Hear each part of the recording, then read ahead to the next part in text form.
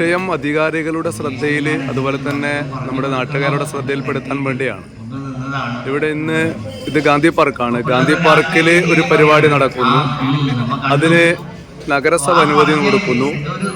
അതോടൊപ്പം തന്നെ അതേ സമയത്ത് തന്നെയാണ് ഇവിടെ ലളിതകലാ അക്കാദമിയുടെ ആർട്ട് ഗാലറിയിൽ KKR ബംഗരയുടെ ചിത്രപ്രദർശനം, ഓർച്ച എന്ന് പറയുന്ന ചിത്രപ്രദർശനം നടക്കുന്നത്. അത് 18 മുതൽ 22 വരെ ഈ ആർട്ട് ഗാലറിയിൽ നടക്കുന്നു.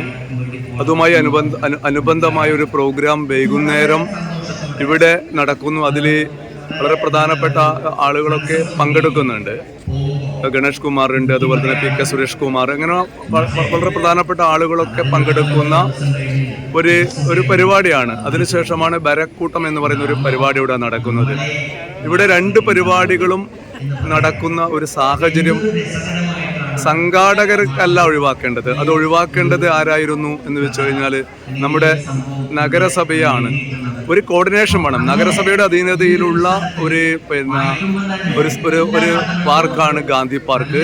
ഗാന്ധി പാർക്കിൽ ഒരു പ്രോഗ്രാം കൊടുക്കുന്ന സമയത്ത്, അതുപോലെ തന്നെ ലളിതകലാ അക്കാദമി ആർട്ട് ഗാലറിയിൽ ഒരു പ്രോഗ്രാം നടക്കുന്നത്, അതിൻ്റെ നടത്തിപ്പുകാർ ഇവർ തന്നെയാണ്.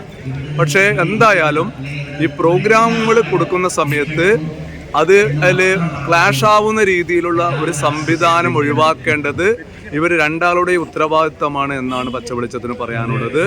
സാംസ്കാരിക പരിപാടികൾ നടക്കട്ടെ. നമ്മുടെ സാംസ്കാരിക ഇടങ്ങളൊക്കെ പൊതു ഇടങ്ങളാണ്. അത് ആ രീതിയിൽ വളർന്നു വരേണ്ടതിൻ്റെ അനിവാര്യത നമ്മളെ ബോധ്യപ്പെടുത്തുന്നുണ്ട്.